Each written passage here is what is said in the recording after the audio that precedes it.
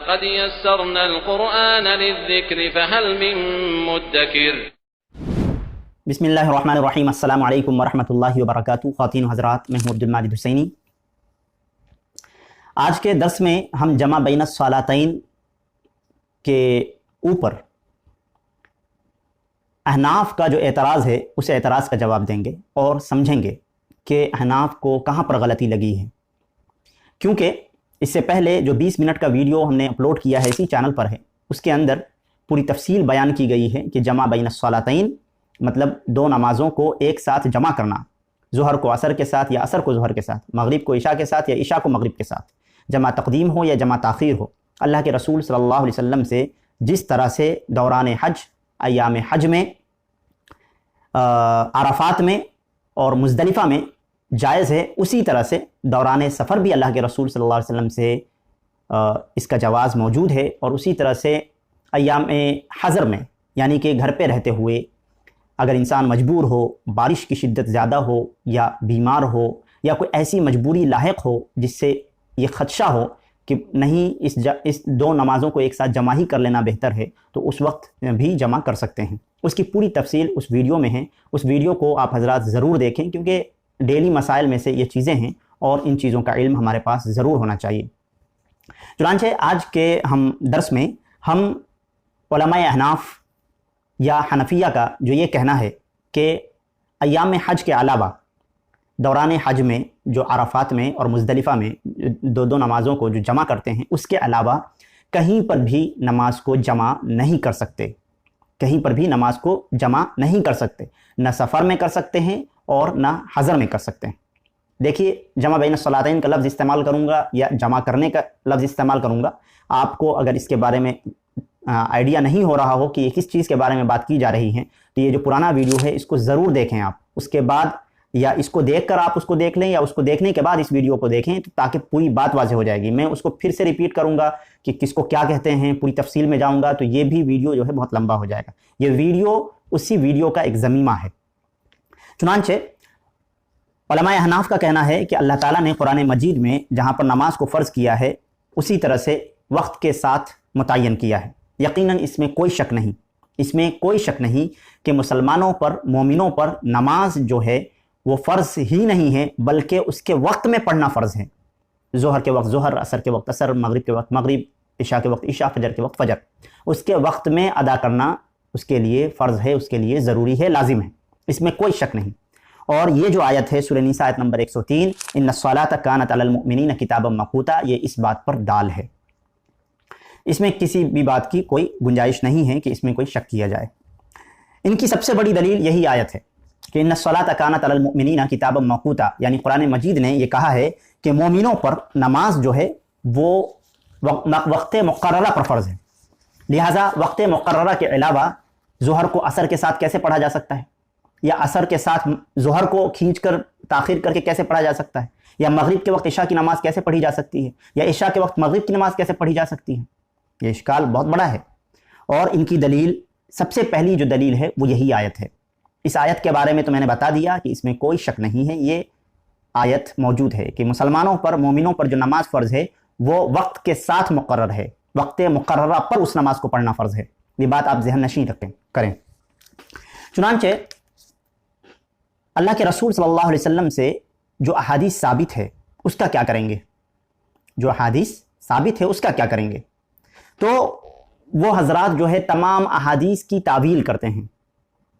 جو ظاہر ہے، بین ہے، ان تمام احادیث کو بھی ایک جگہ ایک تعویل میں لاتے ہیں. وہ تعویل کیا ہے؟ وہ تعویل ہے کہ یہ جمع سوری ہے، جمع سوری ہے یا جمع ظاہری ہے.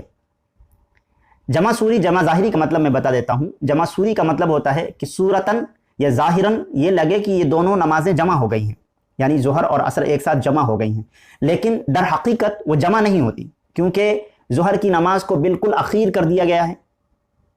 اس وقت ہم ظہر کی نماز پڑھ رہے ہیں اور جیسی ہی نماز ختم ہوئی فوراً عصر کا وقت شروع ہو گیا تو عصر کی نماز بھی پڑھ لی. تو ظاہراً تو یہ لگا کہ ظہر اور عصر دونوں کو ایک ساتھ ملا دیا گیا ہے، لیکن باطناً یا در حقیقت یہ دونوں نمازیں جمع نہیں ہیں، وہ اپنے اپنے وقت میں ہی ہیں. تو یہ جمع ظاہری کہتے ہیں. ہر حدیث کی تعویل، جتنی بھی احادیث ہے اس ویڈیو میں آپ دیکھیں گے تو آپ کو سمجھ میں آئے گا کہ کتنی ظاہر و باہر احادیث ہیں جس کی تعویل کر کے یہ بات کہتے ہیں۔ لیجئے، یہ کہتے کیوں ہیں، ایسا کہتے کیوں ہیں، اس کی تعویل کیوں کرتے ہیں، اس کی تعویل کیوں کرتے ہیں؟ کیونکہ یہ آیت ان الصلاۃ کانت علی المؤمنین کتابا موقوتا، سورہ نساء آیت نمبر 103 کہ مومنوں پر نماز وقت مقررہ پر فرض ہے یقیناً۔ لیکن پرابلم کدھر ہے؟ پرابلم یہ ہے کہ یہ ایک اصول سے ہٹ رہے ہیں۔ اصول کیا ہے؟ حافظ ابن حجر الاسقلانی رحمۃ اللہ علیہ نے اس کو کچھ اس طرح سے بیان کیا ہے فتح الباری کے اندر کہ اگر کسی شے کا حکم معلوم کرنا ہو، اگر کسی چیز کا حکم معلوم کرنا ہو تو پہلے اس کے متعلق، اس کے بارے میں خاص دلیل معلوم کرنی چاہیے، خاص دلیل معلوم کرنی چاہیے۔ اگر خاص دلیل مل جائے تو پھر عام کی طرف جانے کی ضرورت نہیں ہے، اور اگر خاص دلیل میسر نہ ہو پھر عام کے تحت وہ مسئلہ داخل ہوگا۔ مطلب کیا ہوا؟ خاص دلیل جو دلیل خاص ہے، کسی خاص مسئلے کی خاص دلیل، وہ عام دلیل کے مقابلے میں اس کو حجت مانا جائے گا۔ یہ سمجھیے آپ، مثلا مثال سے سمجھیے، یہ اگر قاعدہ نہیں سمجھ میں آئے گا تو مثال سے سمجھیے۔ مثال، قرآن نے ہر جگہ کہا ہے اقیموا الصلاۃ وآتوا الزکاۃ، نماز قائم کرو اور زکوٰۃ ادا کرو، ہر جگہ ہے۔ اقیموا الصلاۃ کے اندر مرد ہے، عورت ہے، بالغ، سارے کے سارے اس میں شامل ہیں، سب شامل ہیں، اس میں کوئی شک نہیں۔ لیکن احادیث رسول کے اندر حائضہ عورتوں کے لیے نماز معاف ہے۔ اگر حیض و نفاس کی حالت میں عورت ہے تو اس کے لیے نماز معاف ہے، اس کے لیے نماز معاف ہے۔ یہ ایک خاص دلیل ہو گئی۔ نماز سب پر فرض ہے، ہر انسان پر، ہر مسلمان پر نماز فرض ہے، لیکن اللہ کے رسول صلی اللہ علیہ وسلم کی ایک خاص دلیل آئی۔ وہ دلیل خاص کیا ہے؟ دلیل خاص یہ ہے کہ حائضہ اور نفاس والی عورتیں وہ نماز سے رکی رہیں گی، نماز نہیں پڑھیں گی اس حالت میں جب تک کہ وہ پاک نہ ہو جائے۔ تو یہ تو خاص دلیل ہو گئی۔ لیکن اس کا بھی جواب علماء احناف یہ دیں گے کہ دلیل خاص اس معنی میں ہے کیونکہ عورت ناپاک ہے، اور نماز پڑھنے کے لیے شرط ہے پاک ہونا، یعنی پاکی کا ہونا شرط ہے، لازم ہے، تبھی نماز پڑھ سکتے ہیں۔ تو عورت اس حالت میں تو ناپاک ہے، یہ قرآن بھی کہہ رہا ہے يسألونك عن المحيض قل هو أذى فاعتزلوا النساء في المحيض ولا تقربوهن حتى يطهرن فإذا تطهرن فأتوهن، یہ پوری آیت ہے، میری زبان سے یہ نہیں آ رہا۔ اس کا مطلب یہ ہے کہ عورت جو ہے اس حالت میں ناپاک ہوتی ہیں، تو ناپاک تو نماز نہیں پڑھ سکتی، اسی لیے اللہ کے رسول صلی اللہ علیہ وسلم نے اس پر نماز معاف کر دی ہے۔ ٹھیک ہے، یہ بھی بات سمجھ میں آتی ہے۔ لیکن آگے دیکھیے، اللہ کے رسول صلی اللہ علیہ وسلم نے فرمایا جو عورتیں حائضہ ہوتی ہیں وہ نماز نہیں پڑھیں گی، اور ان نمازوں کی بعد میں قضا بھی نہیں کریں گی۔ نماز تو کسی پر معاف نہیں ہے، نماز کسی پر بھی معاف نہیں، لیکن پہلی دلیل خاص یہ آئی کہ وہ عورت نماز اس حالت میں نہیں پڑھیں گی کیونکہ وہ ناپاک ہے۔ تو یہ ایک ایکسپشن ملا دلیل خاص کے ذریعے سے۔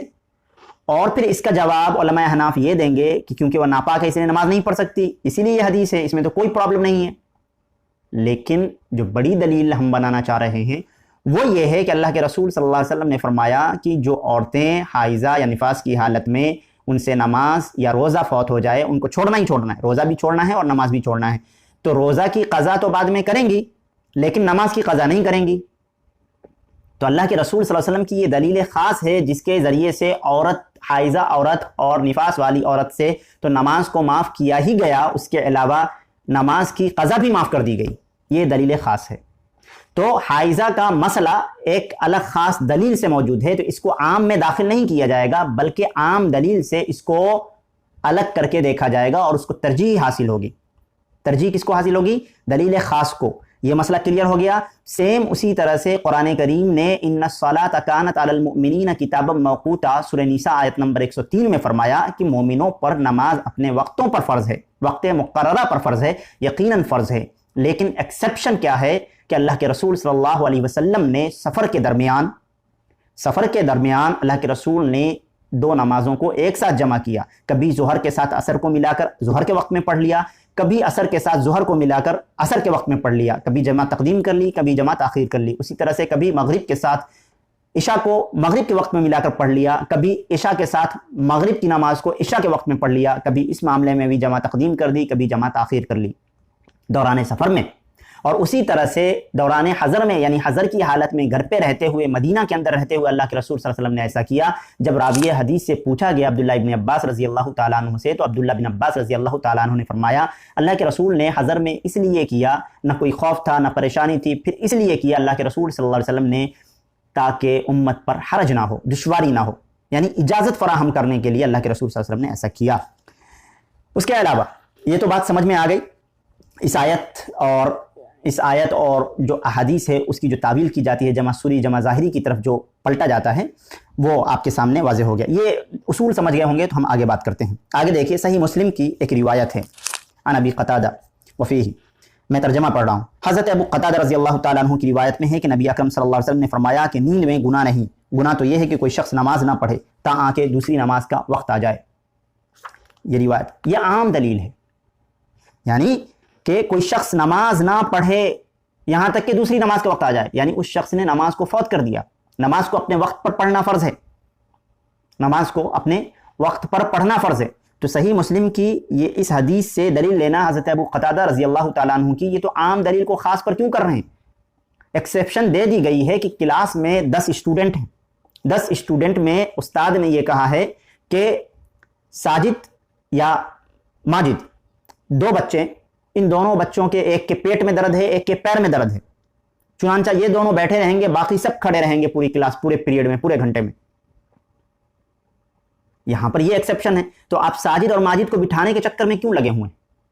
یہاں پر تو اللہ تعالیٰ نے کتاب موقوت، یہاں پر جو کتاب موقوتہ کا لفظ استعمال ہوا، وقت مقررہ پر نماز فرض ہے، اسی کی تشریح اس حدیث میں، صحیح مسلم کی حدیث میں اللہ کے رسول فرما رہے ہیں کہ کوئی شخص جو ہے، گناہ تو یہ ہے کہ کوئی شخص نماز نہ پڑھے یہاں تک کہ دوسری نماز کا وقت آ جائے۔ یقیناً ایک نماز کے وقت کو چھوڑ کر دوسری نماز کے وقت تک پہنچ گیا اور آپ نے نماز نہیں پڑھی تو یقیناً گناہ ہے۔ اور جمع بین الصلاتین، یعنی 2 نمازوں کو ایک وقت جمع کرنا نارمل حالات میں تو ہے ہی نہیں، یہ تو جائز ہی نہیں ہے۔ حالت سفر میں ہے، حالت عذر میں ہے، حالت بارش میں ہے، بارش کی حالت میں، عذر کی حالت میں، یا کیا کہتے ہیں اس طرح کی حالت، مرض کی حالت میں، اس حالت میں جمع کرنا ہے۔ یہ تو ایکسیپشن ہے خاص دلیل کے ذریعے سے، پھر یہ عام دلیل کو وہاں فٹ نہیں کیا جا سکتا۔ یہ جو دلیل ہے صحیح مسلم کی، یہ اسی بات کو بتاتی ہے کہ ہر نماز کو اپنے وقت میں ادا کرنا فرض ہے، لازم ہے، اور یہ بات کوئی اس میں کوئی قباحت نہیں ہے، اس حدیث میں کوئی پرابلم نہیں ہے۔ چنانچہ ایک اور روایت ہے سنن نسائی کی حضرت عبداللہ رضی اللہ تعالیٰ عنہ سے کہ وہ فرماتے ہیں کہ نبی اکرم صلی اللہ علیہ وسلم کی عادت مبارکہ بر وقت نماز پڑھنے کی تھی، مگر مزدلفہ اور عرفات میں جمع کر کے پڑھتے تھے۔ یہ روایت، اس روایت میں بھی کوئی ایشو نہیں، اس روایت میں کسی خاص مسئلے کو بیان کیا گیا ہے، یعنی حضرت عبداللہ رضی اللہ تعالیٰ عنہ بیان کر رہے ہیں کہ اللہ کے رسول صلی اللہ علیہ وسلم کی عادت مبارکہ جو تھی، عمومی حالات میں جو اللہ کے رسول صلی اللہ علیہ وسلم نماز کی پابندی کرتے تھے وہ کیا تھی؟ وہ نماز اپنے وقت میں پڑھتے تھے، اپنے وقت میں پڑھتے تھے۔ یہاں پر ایکسیپشن دیا گیا ہے عرفات کو، عرفات میں اور مزدلفہ میں جمع کرنے کی، یعنی ایام حج میں جو عرفات میں اور مزدلفہ میں نماز جمع کرتے ہیں اس کے بارے میں بیان کیا گیا ہے۔ سیم اسی طرح سے جس طرح سے اللہ کے رسول صلی اللہ علیہ وسلم کے بارے میں بیان کیا، اللہ کے رسول صلی اللہ علیہ وسلم کبھی نماز کو اپنے وقت میں اپنے وقت سے بے وقت نہیں پڑھتے تھے، لیکن سفر میں جب ہوتے تھے تو اللہ کے رسول صلی اللہ علیہ وسلم ظہر کو عصر سے ملا لیتے تھے، کبھی عصر کو ظہر سے ملا لیتے تھے، کبھی مغرب کو عشاء سے ملا لیتے تھے، کبھی عشاء کو مغرب سے ملا لیتے تھے۔ تو سفر کے حالات کا بیان ہے وہ، اسی طرح سے یہ ایام حج کا بیان ہے۔ تو یہاں پہ عرفات اور مزدلفہ کا ثبوت ملا کہ یہاں پر نمازیں جمع کر سکتے ہیں، یہاں پر کوئی دوسری بات بیان نہیں کی جا رہی، یہاں پہ عرفات اور مزدلفہ کا مسئلہ بتایا جا رہا ہے کہ اللہ کے رسول صلی اللہ علیہ وسلم ہمیشہ نماز نارمل پڑھتے تھے، لیکن اس حالت میں یعنی عرفہ اور مزدلفہ میں نمازوں کو جمع کر لیتے تھے۔ یہاں پر یہ بات بیان کی گئی ہے۔ اس سے جو ہے جمع بین الصلاتین کے رد پر دلیل لینا کسی عقل کی بات نہیں معلوم ہوتی۔ اسی طرح سے صحیح مسلم کے اندر ایک روایت ہے جواز الجمع بین الصلاتین فی السفر، جواز الجمع بین الصلاتین فی السفر۔ اس روایت میں کیا ہے؟ حضرت انس رضی اللہ تعالیٰ عنہ فرماتے ہیں کہ اگر نبی کریم صلی اللہ علیہ وسلم کو سفر کی جلدی ہوتی تو آپ ظہر کو عصر کے ابتدائی وقت تک مؤخر کرتے، ظہر کو عصر کے ابتدائی وقت تک مؤخر کرتے اور دونوں نمازوں کو جمع کر کے پڑھتے۔ اس طرح غروب شفق تک مغرب کو مؤخر کر کے عشاء کے ساتھ جمع کر کے پڑھتے۔ پھر سے سمجھیے، سفر کی جلدی ہوتی تو آپ ظہر کو عصر کے ابتدائی وقت تک مؤخر کرتے، असर के इब्तिदाई वक्त तक मुअख्खर करते और दोनों नमाज़ों को जमा करके पढ़ते। यहाँ से निकाला जा रहा है जमा सूरी जमा ज़ाहिरी, जमा सूरी जमा ज़ाहिरी। और इस तरह गुरूब शफ़क़ तक मगरिब को मुअख्खर करके इशा के साथ जमा करके पढ़ते। ये सही मुस्लिम की रिवायत है। और इसी दलील को सामने रख के कहते हैं कि जितनी भी रिवायतें हैं वो जमा सूरी जमा ज़ाहिरी पर दाल है, जमा सूरी और जमा ज़ाहिरी पर दाल है। इसके साथ ही मैं एक और रिवायत आपके सामने पेश कर देता हूँ, फिर इन दोनों की वजाहत आपके सामने पेश करता हूँ। हज़रत अब्दुल्ला इब्न अब्बास रज़ी अल्लाह ताला अन्हु फरमाते हैं कि एक दफ़ा रसूलुल्लाह सल्लल्लाहु अलैहि वसल्लम ने मदीना मुनव्वरा में ज़ुहर असर को मिलाकर पढ़ा, हालांकि किसी खतरा या सफ़र की हालत न थी। अबू ज़ुबैर कहते हैं कि मैंने हज़रत सईद से पूछा कि आप सल्लल्लाहु अलैहि वसल्लम ने ऐसा क्यों किया। हज़रत सईद ने जवाब दिया कि मैंने भी ये बात हज़रत इब्न अब्बास रज़ी अल्लाह अन्हुमा से पूछी थी, तो उन्होंने बताया कि आप सल्लल्लाहु अलैहि वसल्लम का मकसद था कि लोग तंगी में मुब्तला ना हो, जैसा कि मैंने पहले बयान किया। ये रिवायत उन्होंने बयान की। ये रिवायत तो किसी भी हालत में फेवर में नहीं है। इस रिवायत के अंदर तो अब्दुल्ला इब्न अब्बास बयान फरमा रहे हैं कि हालत हज़र में बग़ैर किसी उज़्र के, बग़ैर किसी खौफ के नमाज़ों को जमा किया। वो इसलिए था कि जवाज़ फराहम हो जाए, इसलिए था कि लोग तंगी में ना पैदा हो, तंगी और दुश्वारी में न रहने लगे। इसीलिए इस तंगी और दुश्वारी से निकालने के लिए अल्लाह के रसूल सल्लल्लाहु अलैहि वसल्लम ने जवाज़ फराहम करने के लिए ऐसा किया। ठीक है, तो जवाज़ फराहम करने के लिए ऐसा किया, तो फिर ये आप अपने लिए दलील क्यों बना रहे हैं? इसमें तो उन हज़रात की दलील है जो ये कहते हैं जमा बैन सलातैन जायज़ है मजबूरी के तहत। मर्ज़ में, ऐसा मर्ज़ हो जिस मर्ज़ में मशक्क़त हो, परेशानी हो, उसमें जमा किया जा सकता है, या ऐसे हालात हों जिसमें जमा करना ज़रूरी समझ में आता है, वो वीडियो आप देखें, उसमें पूरी तफसील मौजूद है, उसमें जमा कर सकते हैं, हालत सफ़र में जमा कर सकते हैं। तो ये तो आपके फेवर में ही नहीं है, फिर इसको आप जमा सूरी के तहत ला रहे हैं, ये सही नहीं है। इससे पहले जो मैंने हदीस बयान की, जिसमें सही मुस्लिम की जो रिवायत है, जिसमें यह है कि रसूलुल्लाह सल्लल्लाहु अलैहि वसल्लम ने ज़ुहर और असर को जमा किया मदीने में, माफ़ कीजिएगा, सही मुस्लिम की जो रिवायत है, हाँ, रसूलुल्लाह सल्लल्लाहु अलैहि वसल्लम ने ज़ुहर को मुअख्खर किया। रसूलुल्लाह सल्लल्लाहु अलैहि वसल्लम ने इज़ा अजरा अलैहि सफ़रु युअख्खिरु ज़ुहरा इला अव्वल वक़्तिल असरी फ़यजमअु बैनहुमा व युअख्खिरुल मग़रिब हत्ता यजमअ बैनहा व बैनल इशा हीन यग़ीबु शफ़क़, यानी कि ज़ुहर को मुअख्खर किया असर के पहले तक, अव्वल वक्त तक। अब फिर उन दोनों नमाज़ों को पढ़कर आगे चले गए। ठीक है, और उसी तरह से मग़रिब को मुअख्खर किया, मग़रिब को मुअख्खर करके इशा के साथ जमा करके पढ़ते। ये उन रिवायतों की कोई दोनों में तत्बीक नहीं होती, इन दोनों में कोई तत्बीक नहीं होती। तत्बीक ये दी गई है उलमाए हनाफ की तरफ से कि क्या कहते हैं, ये जमा ज़ाहिरी, और बाज़ उलमाए अहले हदीस भी हैं जो हालत सफ़र में तो मानते हैं कि इसमें जायज़ है, लेकिन हालत हज़र में नहीं मानते, हालत हज़र में नहीं मानते। वो भी यही दलील देते हैं और उलमाए हनाफ भी यही दलील देते हैं। इसमें ये देखिए, इसमें ये कहा गया है कि ज़ुहर को मुअख्खर करके असर के अव्वल वक्त तक पहुंचा कर पढ़ते दोनों नमाजों को, अव्वल वक्त में। तो हम ये कहते हैं कि ये जमा ज़ाहिरी की एक शक्ल है, जमा ज़ाहिरी की एक शक्ल है। अगर कोई शख्स ऐसा करता है ये भी जायज़ है। इस हदीस में ये मौजूद है, इस हदीस में ये मौजूद है कि अगर कोई शख्स जमा ज़ाहिरी पर अमल कर रहा है किसी वजह से, अगर ज़ुहर का वक्त बिल्कुल आखिर में आ चुका है, वो देख रहा है कि असर का वक्त शुरू होने वाला है, तो असर के शुरू वक्त में ज़ुहर को मिलाकर पढ़ ले, पहले ज़ुहर पढ़ ले और उसके बाद असर पढ़ ले, फिर निकल जाए। या ऐसे वक्त में सफ़र शुरू करने वाला है कि मगरिब का वक्त हो रहा है या मगरिब का वक्त आखिर वक्त में पहुंच चुका है और उसको मालूम है कि थोड़ी देर में इशा का वक्त शुरू हो जाएगा, तो मगरिब को मुअख्खर करके इशा के साथ मिलाकर पढ़ ले। उसमें उन रिवायतों की तरतीब कहाँ से होती है? और इन तमाम बातों का जवाब अब्दुल्ला इब्न अब्बास रज़ी अल्लाह ताला अन्हु ने अपने अमल से कर दिखाया है। वो रिवायत मैं आपके सामने पेश करके अपनी बात को ख़त्म करता हूँ, क्योंकि ये जो वीडियो है ये भी तकरीबन 20 मिनट की वीडियो हो चुकी है। और ये ध्यान रखें कि ये उसी वीडियो का ज़मीमा है, लेकिन आदतन लोग जो है मुख्तसर वीडियो देखना पसंद करते हैं, लेकिन फिर भी ये 20 मिनट की वीडियो वो भी हो गई थी और ये भी दर्स जो है काफ़ी लंबा हो गया, लेकिन ये मौजू ही ऐसा है जिसमें वक्त दरकार है। चुनांचे मैं आखिर आपके सामने वो रिवायत अब्दुल्ला इब्न अब्बास की वो रिवायत आपके सामने पढ़ देता हूँ और उनका जो फ़हम है, यानी इन तमाम अहादीसों से अब्दुल्ला इब्न अब्बास ने क्या फ़हम लिया है वो आपके सामने बयान करता हूँ। चुनांचे अब्दुल्ला बिन शकीक रहमतुल्लाह अलैह, जो हज़रत अब्दुल्ला इब्न अब्बास रज़ी अल्लाह ताला अन्हु के शागिर्द हैं और ताबई हैं, वो फरमाते हैं कि एक मरतबा सैयदना इब्न अब्बास रज़ी अल्लाह ताला अन्हु ने बसरा में असर के बाद हमें खुतबा देना शुरू किया, यानी तकरीर करनी शुरू की, हमारे सामने वाज करना शुरू किया। कब? असर के बाद। यहाँ तक कि सूरज गुरूब हो गया, सूरज डूब गया और सितारे चमकने लगे। किसी ने कहा नमाज मगरिब का वक्त हो चुका है, अस्सलात, یعنی حضرت عبداللہ ابن عباس کو یاد دلایا جا رہا ہے کہ مغرب کا نماز ختم ہونے کو ہے، آپ نے فرمایا مجھے سنت نہ سکھاؤ۔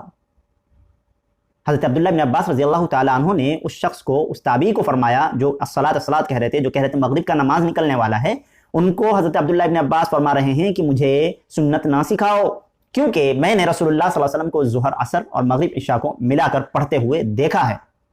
تو عبداللہ بن شقیق رحمۃ اللہ علیہ فرماتے ہیں کہ اس کی تصدیق، مجھے شبہ پیدا ہوا، مجھے شک پیدا ہوا، تو میں نے اس کی تصدیق کے لیے حضرت ابو ہریرہ رضی اللہ تعالیٰ عنہ سے دریافت کیا کہ حضرت عبداللہ ابن عباس رضی اللہ تعالیٰ عنہ عصر کے بعد خطبہ دینا شروع کیا، انہوں نے تقریر کرنی شروع کی، اور مغرب کا وقت نکلنے کو ہے، مغرب کا وقت نکلنے کو ہے، تو جب سوال کیا حضرت عبداللہ ابن عباس کو یاد دلایا رضی اللہ تعالیٰ عنہ کہ مغرب کی نماز کا وقت نکلنے کو ہے، تو حضرت عبداللہ ابن عباس نے فرمایا کہ مجھے سنت نہ سکھاؤ، کیونکہ اللہ کے رسول صلی اللہ علیہ وسلم کو میں نے ظہر اور عصر کو، مغرب اور عشاء کو ایک ساتھ ملا کر پڑھتے ہوئے دیکھا ہے، مدینے کے اندر میں نے ملا کر پڑھتے ہوئے دیکھا ہے۔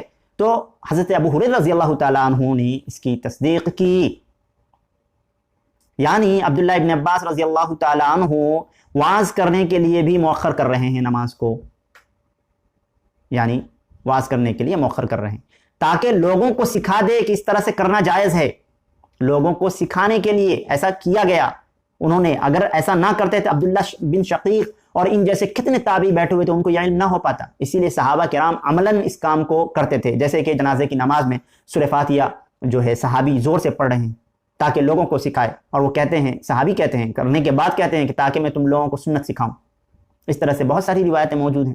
چنانچہ ان تمام باتوں کا جواب عبداللہ ابن عباس رضی اللہ تعالیٰ عنہ کا یہ جو عمل ہے یہ بتاتا ہے کہ عذر کے تحت، سفر کے معاملے میں، عذر میں، عرفات مزدلفہ میں، یہ تو حناب بھی مانتے ہیں، تمام لوگ مانتے ہیں، عرفات مزدلفہ میں جس طرح سے نماز کو جمع کرنا جائز ہے، اسی طرح سے بیماری میں اور مرض، شدت مرض میں، اسی طرح سے مطر، شدت مطر میں یعنی کہ بارش کی شدت میں، اسی طرح سے سفر کی حالت میں، اور جہاں پر جان کا خوف ہو، جہاں پر بہت بڑا کانفلکٹ ہونے کا خطرہ ہو، جیسے کہ ہندوستان کے حالات ہیں، اگر آپ مارکیٹ میں کہیں سائیڈ میں بھی اگر آپ نماز پڑھ رہے ہیں تو کچھ حضرات ہیں جو شدت پسند ہیں، جو اس طرح کے لوگ ہیں، ان نیسیسری پرابلم کریٹ کرنا چاہتے ہیں، وہ لوگ اس کا بے جا غلط، اور آپ سمجھ سکتے ہیں کیا ہو رہا ہے، تو اس طرح کے حالات میں بھی آپ جو ہے نمازوں کو جمع کر سکتے ہیں، یا جیسے کہ اس ویڈیو میں پوری تفصیل آ چکی ہے، آپ اس کو ضرور دیکھیں۔ مجھے امید ہے کہ آپ حضرات کے سامنے ان تمام باتوں کا جواب آ چکا ہے۔ پھر بھی کسی بھی طرح کا کوئی سوال باقی رہتا ہو تو آپ حضرات بلا جھجک کامنٹ میں آپ پوچھ سکتے ہیں، بات کر سکتے ہیں، میں انشاءاللہ تعالی وقت نکال کر جواب بھی دینا پسند کروں گا، لیکن گالی گلوچ نہ کریں، جو ادب کا دائرہ ہے اس کے اندر رہتے ہوئے بات کریں، اختلاف کریں، انشاءاللہ تعالی میں جواب دینے کی پوری کوشش کروں گا۔ آپ حضرات نئے ہیں تو چینل کو سبسکرائب کر لیں، ویڈیو کو لائک کر دیں، اور اپنے دوستوں تک شیئر بھی کریں۔ السلام علیکم ورحمۃ اللہ وبرکاتہ۔